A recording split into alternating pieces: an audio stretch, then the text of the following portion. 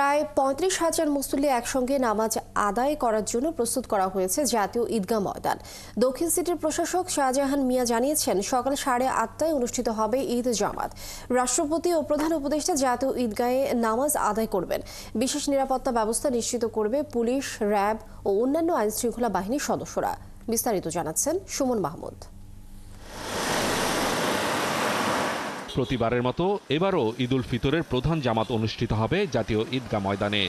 শনিবার সকালে জাতীয় ঈদগাহর প্রস্তুতি দেখতে আসেন ঢাকা দক্ষিণ সিটি কর্পোরেশনের প্রশাসক শাহজাহান মিয়া। এ সময় তিনি জানান, জাতীয় ঈদগাহের সব প্রস্তুতি শেষ হয়েছে। সকাল ৮:৩০টায় অনুষ্ঠিত হবে ঈদের জামাত। আমাদের এই ঈদগাহে প্রায় ৩৫,০০০ মুসল্লি ঈদের নামাজ আদায় করতে পারবেন, সেরকম প্রস্তুতি আমাদের আছে। সার্বিক নিরাপত্তা নিশ্চিত করতে পুলিশ, র্যাব এবং অন্যান্য আইনশৃঙ্খলা বাহিনীর মোতায়েন থাকবে। অজু এবং টয়লেটের সুব্যবস্থা থাকবে, সুপেয় পানিরও সুব্যবস্থা থাকবে। যেহেতু নামাজ আদায়ের জন্য পবিত্র আরামদায়ক কার্পেট এখানে বিছানো হয়েছে, কাজেই কাউকে জায়নামাজ এখানে নিয়ে আসতে হবে না এবং সুপেয় পানির ব্যবস্থা থাকায় কাউকে পানি নিয়ে আসতে হবে না এখানে। এবার রাষ্ট্রপতি ও প্রধান উপদেষ্টা জাতীয় ঈদগাহে নামাজ আদায় করবেন বলে আশা প্রকাশ করে দক্ষিণ সিটির প্রশাসক জানান, প্রায় ৩৫,০০০ মুসল্লি জামাতে অংশ নিতে পারবেন। নারীদের জন্যও থাকবে আলাদা ব্যবস্থা। ঈদের জামাতে এখানে আদায় করতে আসবেন, দুটো গেট দিয়ে তারা প্রবেশ করবেন এবং যারা ভিভিআইপি থাকবেন তাদের জন্য আলাদা গেট থাকবে, তারা আলাদা গেট দিয়ে এখানে প্রবেশ করবেন।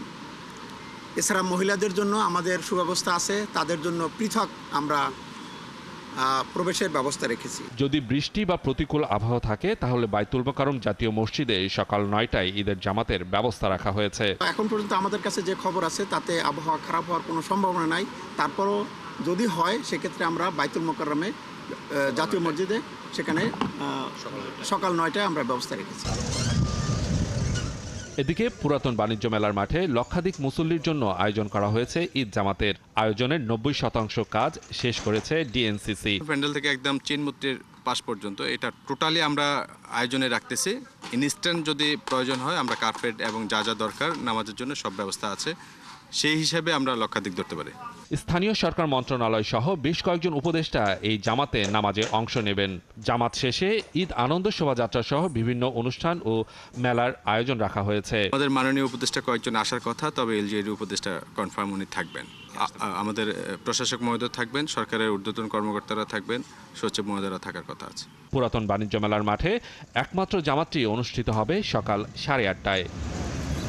সুমন মাহমুদ, ৭১, ঢাকা।